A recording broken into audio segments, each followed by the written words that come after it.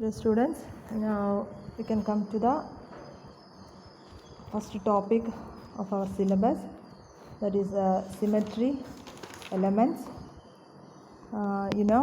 This crystal lattice or crystal has a definite ordered arrangement of faces and edges, and that definite ordered arrangement of faces and edge of a crystal is known as a crystal symmetry. The definite ordered arrangement of the faces and edges of a crystal is known as the crystal symmetry, and we can use it for the study of the internal structure of crystal. A crystal has definite ordered arrangement of faces and edges. That is a property of a crystal, and it is known as the crystal symmetry. Okay, the symmetry operation is one that leaves the crystal and its environment invariant.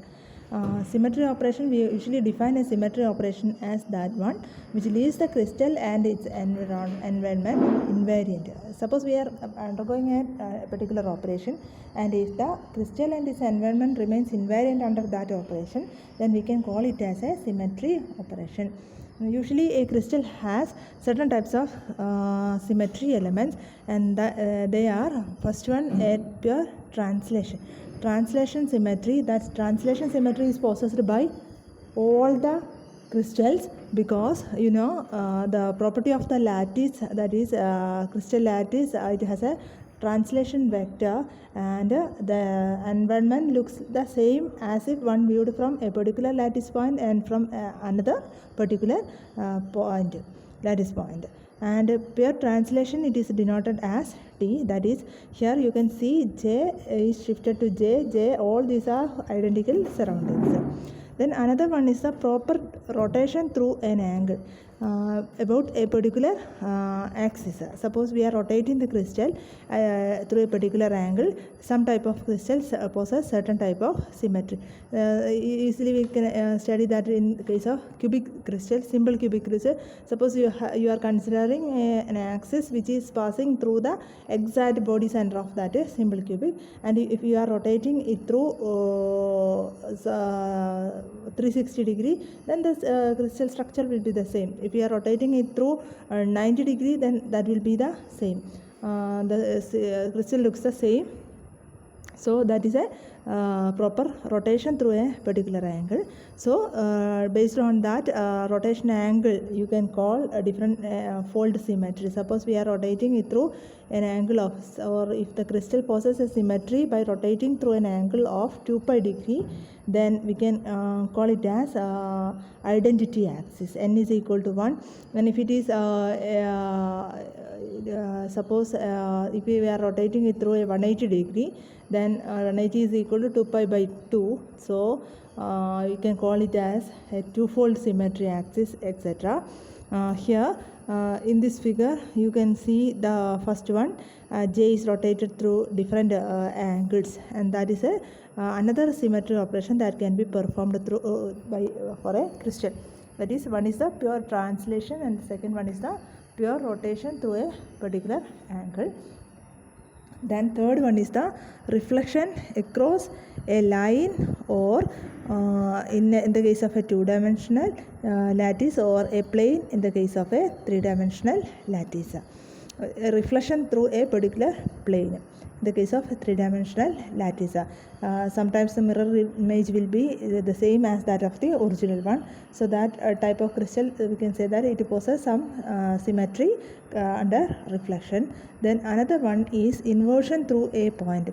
Some type of crystal may possess a particular point, and if we are inverting the crystal about that particular point, then we will get the same structure as that of the original one. And these are the four major types of symmetry operations that can be performed on a crystal. And another one is the improper rotation. Improper rotation means it is some rotor reflection or rotor inversion. Rotation followed by reflection, and rotation followed by inversion. And some type of crystal possess this type of symmetry also. And these three symmetry operation, that is rotation, reflection and inversion. They are termed as a point operations or point groups. Rotation, reflection and inversion symmetry elements of the crystal is termed as the point operation or point groups of that particular crystal. Now we can come to the first case, that is a pure translation. In the case of crystalline solids are made up of a repeated translation of atoms or molecules, that is the constituent particles in a crystal are arranged in three-dimensional periodic manner. The translation operation repeats an object infinite number of times. As we have already said, it is a crystalline solids are made itself by the translation of atom. So this translation operation repeats an object infinite number of times. That is possessed by almost all of the crystals. Now we can come to the second type, that is the proper rotation. In proper rotation, rotation about a line or axis passing through the center and normal to the surface are represented by rotation through an angle phi is equal to 2 pi by n. It should be a line which is passing through the center of that crystal and normal to the surface. And suppose it is by a particular angle 180, then you will get phi is equal to 2 pi by 2. And if the crystal possesses symmetry by this rotation, then it is said to have n-fold symmetry. Depending upon the value of n, we can call the different symmetry elements. If it n is equal to 2, that is phi is equal to 180 degrees, so you can call it as a two-fold symmetry axis. Then if it is phi is equal to 60 degree, then it will be n is equal to 6, so it is six-fold rotational symmetry we can call. And usually we can see 1, 2, 3, 4 and 6-fold rotational symmetries are possible for pure rotation, but there is no chance of getting a 5-fold symmetry axis. That is an important point. For symmetry in symmetry operation, for pure rotation, we have 1, 2, 3, 4 and 6-fold symmetries are possible, but no 5-fold symmetry axis is possible. 1 means phi is equal to 360 degree, 2 means 180 degree, 3 means 120 degree, 4 means 90 degree and 6 means 60 degree. All these are possessed by our simple cubic crystals. That you have already studied in a degree class. Now for n is equal to 1, we can call this axis as an identity axis, and every crystal possesses infinite number of identity axes, and this type of symmetry is also possessed by all the crystals. It will have an identity axis, that is if we are rotating it through correct 360 degree, it will look the same as the earlier one. For n equal to 1, 2, pi is equal to 180 degree, we can call it as two-fold symmetry. So we can call the axis as a dyad axis, and the symbol is given in the bracket. It can be termed as a dyad axis. Dyad axis. Okay, then 3 for triad, 4 for tetrad for 4 and hexad for 6-fold symmetry axis. Now next we have to see what is the reason of 5-fold symmetry not possible in the case of a rotation. Now for that you can consider a combination of n-fold axis of rotation an with a translation. An we have given a translation t, you can look into the figure. An we have given translation, t translations are given. Then by repeating this t translation, we have an has undergone a translation t, then another an has reached, etc., etc. Then a rotation axis repeat the translation away, and hence n such rotation will bring back the object in its initial positions. Suppose നമ്മൾ A എന്നുള്ളതിനെ നമ്മൾ എന്ത് ചെയ്തു, ആദ്യം നമ്മളൊരു translation കൊടുത്തു. Then ഈ ട്രാൻസ്ലേഷനെ നമ്മൾ എന്ത് ചെയ്യുന്നു, ഒരു 5 ഡിഗ്രി ഇൻക്ലൈൻ ചെയ്തിട്ടുള്ള ഒരു ട്രാൻസ്ലേഷൻ കൊടുത്തു. അപ്പോൾ അറിയാം ഏത് ട്രാൻസ്ലേഷൻ ആണെങ്കിലും ഇപ്പോൾ നമ്മൾ 2 pi by n fold symmetry ആക്സിസിന് അബൌട്ടുള്ള ട്രാൻസ്ലേഷനാണ്, റൊട്ടേഷനാണ് കൊടുത്തിട്ടുണ്ടെങ്കിൽ അത് n പ്രാവശ്യം റിപ്പീറ്റ് ചെയ്ത് കഴിഞ്ഞാൽ അത് that will corresponds to 360 degree ആയിരിക്കും. അപ്പോൾ അത് അതിൻ്റെ ഒറിജിനൽ പൊസിഷനിലേക്ക് തന്നെ വരാനുള്ള ചാൻസ് ഉണ്ട്. അപ്പോൾ ഇതിൽ നിങ്ങൾക്ക് നോക്കിയാൽ അറിയാൻ പറ്റും, പി ക്യൂ എന്ന് പറയുന്ന 2 പോയിൻറ്റ്സ് പുതിയതായിട്ട് നമ്മൾ പ്രൊഡ്യൂസ് ചെയ്തത് ഇതുപോലെ ഒരു എന് ഫസ്റ്റ് ട്രാൻസ്ലേഷൻ കൊടുത്തു, ദെൻ ഒരു റൊട്ടേഷൻ കൊടുത്തു, ദെൻ എന്നിന് ഒരു റൊട്ടേഷൻ കൊടുത്തപ്പോൾ നമുക്ക് രണ്ട് സൈഡിൽ പി ക്യൂ എന്ന് പറയുന്ന ഒരു എലമെൻറ്റ്സ് കിട്ടി വിത്ത് എൻ ആംഗിൾ 5 എന്ന് കാണാൻ പറ്റും നിങ്ങൾക്ക്. അപ്പോൾ ഈ പി എന്നുള്ള ട്രാൻസ്ലേഷൻ നോക്കിക്കഴിഞ്ഞാൽ നിങ്ങൾക്ക് ഇറ്റ് ഈസ് ആക്ച്വലി റൊട്ടേഷൻ മാത്രം മതി. അല്ലെങ്കിൽ നമുക്ക് എന്ത് ചെയ്യാൻ പറ്റും എന്ന് വെച്ചാൽ എനെ first you can bring to the position second position, then to the B. അതിൻ്റെ റിസൾട്ടൻ്റ് ആയിട്ട് നമുക്ക് എന്ത് ചെയ്യാൻ പറ്റും, ഈ പീനെ റെപ്രസെൻറ്റ് ചെയ്യാൻ പറ്റും. അപ്പോൾ ഏതൊരു റൊട്ടേഷനെ നമുക്ക് എന്ത് ചെയ്യാൻ പറ്റും, രണ്ട് ട്രാൻസ്ലേഷൻസിൻ്റെ കോമ്പിനേഷൻസ് ആയിട്ട് നമുക്ക് എക്സ്പ്രസ് ചെയ്യാൻ പറ്റും.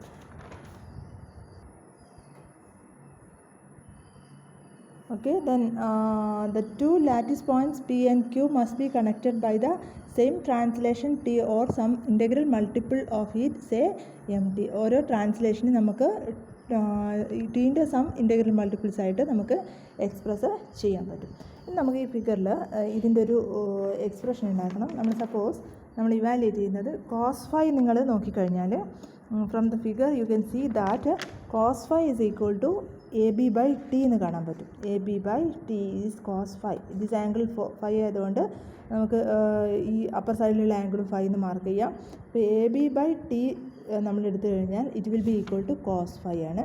So AB will be equal to T cos phi ആണ്. അതുപോലെ CD എന്ന് പറയുന്ന പാർട്ട് എടുത്തു കഴിഞ്ഞാലും അതും സെയിം വാല്യൂ തന്നെ ആയിരിക്കും, T cos phi എന്ന് പറയും. അപ്പോൾ നമ്മൾ ഈ സെൻറ്ററിലുള്ള പൊസിഷന് MT എന്ന് പറയുന്ന ഈ പൊസിഷൻ കാൽക്കുലേറ്റ് ചെയ്ത് കഴിഞ്ഞാൽ MT will be equal to T plus 2T cos phi ആയിരിക്കും. T plus 2T cos phi ആയിരിക്കും നമുക്ക്. സോ ഇവിടെ നമ്മൾ ഒന്നുകൂടി നോക്കി നോക്കൂ. Consider the combination of enfold axis of rotation N with a translation T. Translation plus rotation plus translation ആണ്. So നമ്മൾ എന്ത് ചെയ്തെന്ന് വെച്ചാൽ പി ക്യൂ എന്ന് പറയുന്ന രണ്ട് പോയിൻറ്റ്സ് കിട്ടി. ഈ പി ക്യൂ എന്ന് പറയുന്ന പോയിൻറ്റ്സ് നമുക്ക് കണക്ട് ചെയ്യണം. It will be some integral multiples of T ആയിരിക്കും. ഇൻറ്റഗ്രൽ മൾട്ടിപ്പിൾസിനെ നമ്മൾ ആ പിൻ്റെയും ക്യൂവിൻ്റെ ഇടയ്ക്കുള്ള ആ ടോട്ടൽ വാല്യൂവിനെ നമ്മൾ എന്ത് ചെയ്യുന്നു, ഇതിൻ്റെ ടേംസിൽ എക്സ്പ്രസ് ചെയ്യാണ്. സോ എം ടി എന്ന് പറയുന്ന distance it will be equal to T plus 2T cos phi. M T എന്ന് പറയുന്ന ഡിസ്റ്റൻസ് പിയും ക്യൂവിൻ്റെ ഇടയ്ക്കുള്ള ടോട്ടൽ ഡിസ്റ്റൻസ് ആണ്. നമ്മൾ ആ ടി താഴെ വരുന്ന ടി തന്നെ ആയിരിക്കും നമുക്ക് മുകളിലെ പാർട്ട് കിട്ടുക. രണ്ട് എക്സ്ട്രാ പാർട്ട് വരുന്നതായിരിക്കും നമ്മൾ ABCD എന്ന് പറയുന്ന രണ്ട് എക്സ്ട്രാ പാർട്ടുണ്ട്. സെൻറ്റർ പാർട്ട് ടി ആണ്, രണ്ട് സൈഡിൽ വരുന്നത് T cos phi ആണ്. So M will be equal to, so m we can write it as mt is equal to t plus 2t cos phi, or m is equal to 1 plus 2 cos phi. m minus 1 is equal to 2 cos phi. Then suppose നമ്മൾ m minus 1 നമ്മളൊരു integer n ആയിട്ട് assume ചെയ്ത് കഴിഞ്ഞാൽ n will be equal to 2 cos phi, or cos phi is equal to n by 2 എന്നുള്ള values വരും. cos phi is equal to n by 2. n നിങ്ങൾക്കറിയാം n should be an integral multiple ആയിരിക്കണം. So n can have values only 0 plus or minus 1 plus or minus 2 etc. Okay, cos phiൻ്റെ value എന്ന് പറഞ്ഞാൽ it will lie between plus or minus 1. അപ്പോൾ നമുക്ക് ഓരോ values substitute ചെയ്ത് കഴിഞ്ഞാൽ എന്നിന് പോസിബിൾ വാല്യൂസ് കൊടുത്തു കഴിഞ്ഞാൽ n -2 ആകുമ്പോൾ cos phi is equal to -1 ആയിട്ടും. So 5 will be 180. എന്നിന് -1 ആണെങ്കിൽ നമുക്കറിയാം ഇത് cos phi -1/2 5 120 ആയിരിക്കും. അലൗഡ് റൊട്ടേഷൻ ആക്സിസ് എന്ന് പറഞ്ഞാൽ 3 ഫോൾഡ് ആയിരിക്കും. ദെൻ നെക്സ്റ്റ് വൺ എന്നിന് 0 കൊടുത്തു കഴിഞ്ഞാൽ ആക്സിസ് cos phi 0 ആയിരിക്കും. 590 4 എന്ന് ആൻസർ കിട്ടി നമുക്ക് അലൗഡ് റൊട്ടേഷൻ ആക്സിസ്. +1 6 എന്ന് കിട്ടും. അതുപോലെ +2 നമുക്ക് ചെയ്ത് കഴിഞ്ഞാൽ 1 എന്ന് കിട്ടും. അപ്പോൾ ഇതിൽ എന്നിന് +or-2 വരെ പോസിബിലിറ്റി ഉള്ളൂ. അതിൽ നമുക്ക് കിട്ടുന്ന വാല്യൂസ് റൊട്ടേഷൻ ആക്സിസ് പോസിബിൾ ആയിട്ടുള്ളത് ഏതാണ്? 1 പോസിബിളും 2 3 4 6 പോസിബിളാണ്. Suppose n is equal to നമ്മൾ -3 എന്ന് കൊടുത്തു കഴിഞ്ഞാൽ അല്ലെങ്കിൽ +3 എന്ന് കൊടുത്തു കഴിഞ്ഞാൽ it will not satisfy the condition for cos phi. അപ്പോൾ നമുക്ക് ബിയോണ്ട് +or-2 എടുക്കാൻ പറ്റില്ല. അതുപോലെ the value 5 is also not possible. That is allowed rotation axis 5 ആയിട്ടുള്ള ഒരു കണ്ടീഷൻ നമുക്ക് n ഇൻറ്റീജർ ആവുമെന്ന് പറയുമ്പം കിട്ടുന്നില്ല. From that we can conclude that 5-fold axis is not allowed. That is an angle of 2π/5 is not allowed for a crystal lattice. And all symmetries higher than 6-fold are also not possible. Symmetries higher than 6-foldum possible അല്ല. Then 5-fold ആക്സിസും possible അല്ല. Okay, next നമുക്ക് നോക്കാനുള്ളത് റിഫ്ലക്ഷനാണ്. Reflection is a mirror plane or a symmetry plane എന്ന് പറയും. It is a plane that transform left handed object in to right handed one and vice versa. Then the element of symmetry in this case is known as a symmetry plane or a mirror plane എന്ന് പറയും. ഒരു left handed സിസ്റ്റത്തിനെ right handed ആക്കും, ഒരു മിററിലെ image പോലെ. And this operation usually represented as M, and this type of figures are known as enantiomorphous pairs and are related by reflection across a plane passing halfway between them. നമുക്ക് just mirror image കാണുന്ന പോലെ അങ്ങനെയുള്ള സബ്സ്റ്റൻസിനെ നിങ്ങൾ chemistry പഠിച്ചവർ അറിഞ്ഞിട്ടുണ്ടാവും. enantiomorphous substance എന്ന് പറഞ്ഞിട്ടുണ്ടാവും. If a crystal is cut along the symmetry plane and put on a mirror, the image will produce the other half of the crystal. Suppose നമുക്ക് അങ്ങനത്തെ ഒരു substance ഉണ്ടെങ്കിൽ, ഒരു ആക്സിസ് ഉണ്ടെങ്കിൽ ഒന്നിന് ജസ്റ്റ് മിറർ ഇമേജ് ആയിരിക്കും. അപ്പോൾ നമ്മൾ ക്രിസ്റ്റലിനെ ആ ഒരു ആക്സിസിലൂടെ നിങ്ങൾ കട്ട് ചെയ്തിട്ട് ഒരു മിററിൻ്റെ അടുത്ത് കൊണ്ട് പ്ലേസ് ചെയ്ത് കഴിഞ്ഞാൽ ഒന്ന് ദി ഇമേജ് അതിൻ്റെ ജസ്റ്റ് ഹാഫ് ആയിട്ടായിരിക്കും നമുക്ക് പ്രൊഡ്യൂസ് ചെയ്തിട്ട് കാണാൻ പറ്റും. ഇങ്ങനെ ഒരു പ്ലെയിൻ പോസിബിൾ ആണെങ്കിൽ that plane is known as the reflection plane or the symmetry axis, symmetry plane of the crystal എന്ന് പറയാൻ പറ്റും. Then next one inversion centre ആണ്. അതായത് സെൻറ്റർ ഓഫ് സിമെട്രി എന്ന് പറയുന്നത്. Inversion is reflection through a point called inversion centre.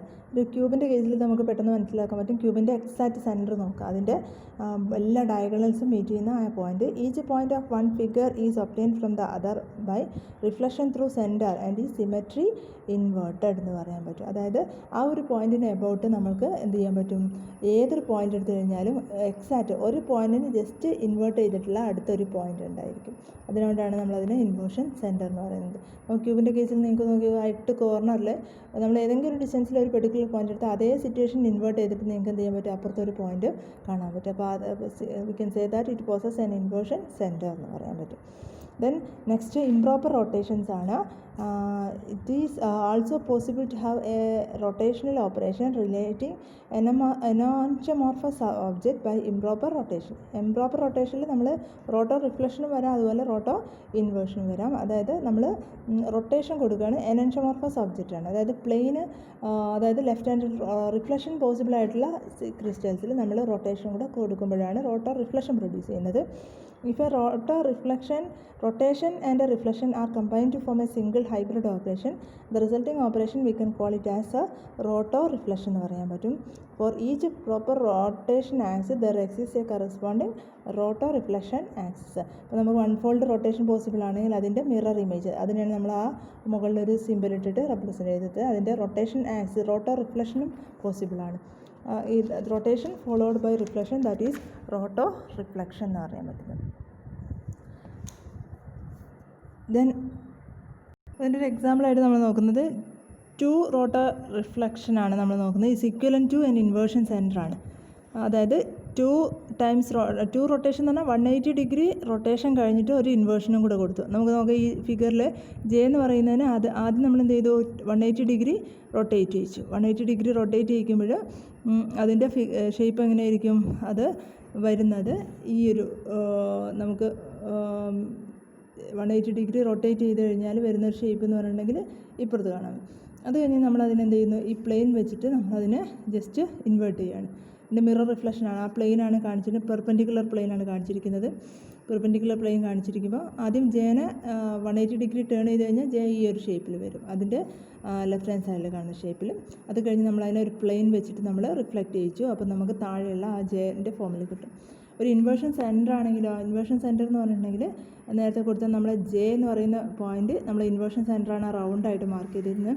Just എന്ത് ചെയ്യും, inversion centre അതിൻ്റെ ജസ്റ്റ് ഓപ്പോസിറ്റ് ആയിട്ട് നമുക്ക് കിട്ടും. അപ്പോൾ ഇതിൻ്റെയും രണ്ടിൻ്റെയും നെറ്റ് റിസൾട്ട് എന്ന് പറഞ്ഞിട്ടുണ്ടെങ്കിൽ എന്താണ്, ഈക്വലായിട്ടായിരിക്കും നമുക്ക് ഉണ്ടായിരുന്നത്. 2 inversion rotation is equivalent to an inversion centre. അപ്പോൾ ജെയിന്ന് ആ സെൻറ്റർ കൂടെ നമുക്ക് വന്നിട്ട് ഇപ്പുറത്ത് നിൽക്കുന്ന അതിൻ്റെ ഇൻവേർഷൻ സെൻറ്ററും 2 റോട്ടോ റിഫ്ലക്ഷനും എന്താണ് സെയിം ആയിട്ട് കാണാൻ പറ്റും. ഇനി സെക്കൻഡ് ഇതിൽ കാണുന്നത് നമ്മൾ 1 bar is equivalent to reflection through a plane എന്നാണ്. നിങ്ങൾക്ക് നോക്കാം 1 ബാർ എന്ന് പറഞ്ഞിട്ടുണ്ടെങ്കിൽ എന്താണ്, 180 ഡിഗ്രി ടേൺ ചെയ്ത് ഒരു റിഫ്ലക്ഷൻ കൊടുത്തു. 180 ഡിഗ്രി ജസ്റ്റ് ടേൺ ചെയ്താൽ സെയിം പൊസിഷനിൽ തന്നെ വരും. അതിന് നമ്മൾ ജസ്റ്റ് എന്ത് ചെയ്തു, ഒരു റിഫ്ലക്ഷൻ കൊടുത്തു. റിഫ്ലക്ഷൻ കൊടുക്കുമ്പോൾ എന്ത് സംഭവിക്കും, അത് ഒരു റിഫ്ലക്ഷൻ ത്രൂ പ്ലെയിന് ഈക്വൽ ആയിരിക്കും. ഒരു പ്ലെയിൻ വെച്ച് റിഫ്ലക്റ്റ് ചെയ്താൽ ജസ്റ്റ് ഇഫക്റ്റ് തന്നെയാണ് നമുക്ക് കിട്ടുക. അതായത് two fold rotation will rotate the object through an angle 180 degree and then reflected across an imaginary plane placed at right angle to the imaginary rotation axis which is equivalent to an inversion centre എന്ന് പറയാൻ പറ്റും. First വണ്ണിൽ അത് inversion സെൻറ്ററാണ്. ആ നടക്ക് mark ചെയ്ത dot ഉണ്ടല്ലോ, അതാണ് ഇൻവേർഷൻ സെൻറ്റർ എന്ന് പറയുന്നത്. ആ ഇൻവേർഷൻ സെൻറ്ററിൻ്റെ എക്സാക്റ്റ് ഈക്വൽ ഡിസ്റ്റൻസിൽ ജെയിൻ്റെ ജസ്റ്റ് ഓപ്പോസിറ്റ് ഇൻവേർട്ട് ചെയ്തിട്ട് നമുക്ക് ഇപ്പുറത്ത് ജെ കിട്ടും. അത് തന്നെയാണ് നമുക്ക് ടു റോട്ടോ റിഫ്ലക്ഷൻ വെച്ച് ചെയ്തപ്പോഴും കിട്ടിയിരിക്കുന്നത്. നെക്സ്റ്റ് വൺ എന്ന് പറഞ്ഞിട്ടുണ്ടെങ്കിൽ ഇറ്റ് ഈസ് റോട്ടോ ഇൻവേർഷനാണ്. റോട്ടോ ഇൻവേർഷനിൽ it is a combination of inversion with rotation axis. Rotation ആക്സിസിനോട് ഇൻവേർഷനാണ് നമ്മൾ കൊടുക്കുന്നത് to produce a roto inversion axis. There exist 5 roto inversion axis. Inversion rotation 5 fold possible ആയതുകൊണ്ട് ഇൻവേർഷനും നമുക്ക് എത്രയേ പോസിബിൾ ഉള്ളൂ? 5 ഫോൾഡ് തന്നെ പോസിബിൾ ഉള്ളൂ. അതുപോലെ തന്നെയാണ് റോട്ടോ റിഫ്ലക്ഷൻ്റെ കേസിലും. Then 5 roto inversion axis corresponds to 5 proper rotation axis and is represented as 1 bar 2 bar 3 bar. Represent ചെയ്യുന്നത് റൊട്ടേറ്റ് ചെയ്ത് ഇൻവേർട്ട് ചെയ്ത് കോംപ്ലിമെൻ്റ് എന്നുള്ള ആ ഒരു ടേമിൽ 1 bar 2 bar 3 bar etcetera possible. Not 5 bar is not possible. So these are the point group symmetries. The 3 types of point group symmetries.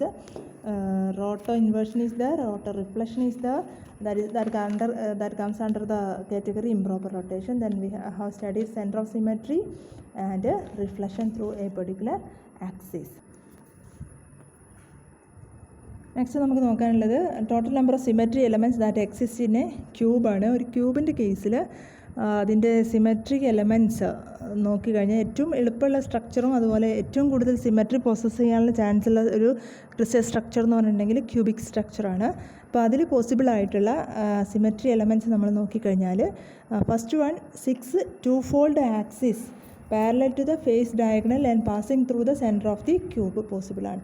അതായത് നിങ്ങൾക്ക് എന്ത് ചെയ്യാന്ന് വെച്ചാൽ ഒരു ഫേസ് എടുക്കുക, ആ ഫേസിൻ്റെ സെൻറ്ററിൽ കൂടെ പാസ് ചെയ്യുന്ന ഒരു ആക്സിസ് കൺസിഡർ ചെയ്യുക. Parallel to the face diagonal and passing through the centre of the cube. നമുക്ക് ഓരോ ഫേസിൻ്റെ സെൻറ്ററിൽ കൂടെ നമുക്ക് എന്ത് ചെയ്യണം? ക്യൂബിൻ്റെ സെൻറ്ററിൽ കൂടെ പാസ് ചെയ്യുന്ന ഒരു ആക്സിസ് അസ്യൂം ചെയ്യും. എന്നിട്ട് അതിൻ്റെ അബൌട്ട് നമ്മൾ എത്ര റൊട്ടേറ്റ് ചെയ്യുന്നത്? ടു ഫോൾഡ് റൊട്ടേഷൻ എന്ന് പറഞ്ഞാൽ 180 ഡിഗ്രി റൊട്ടേറ്റ് ചെയ്യുക. 180 ഡിഗ്രി റൊട്ടേറ്റ് ചെയ്യുമ്പം നമുക്ക് ആദ്യത്തെ ഒരു ഫേസ് എടുത്ത് നമ്മൾ 180 ഡിഗ്രി റൊട്ടേറ്റ് ചെയ്തു, അതുപോലെ അടുത്ത ഫേസിലെടുത്തു 180 ഡിഗ്രി റൊട്ടേറ്റ്, സെയിം ഇഫക്റ്റ് ആയിരിക്കും ഉണ്ടാവുക. അതുപോലെ 6 ഫേസിലും ഇത് പോസിബിളാണ്. അപ്പോൾ അതിനാണ് നമ്മൾ എന്താ പറയുന്നത്? 6 ടു ഫോൾഡ് ആക്സിസ് പോസിബിളാണെന്ന് പറയും. ഇനി നെക്സ്റ്റ് വരുന്നത് 4 3 fold roto inversion axis passing through the body diagonal.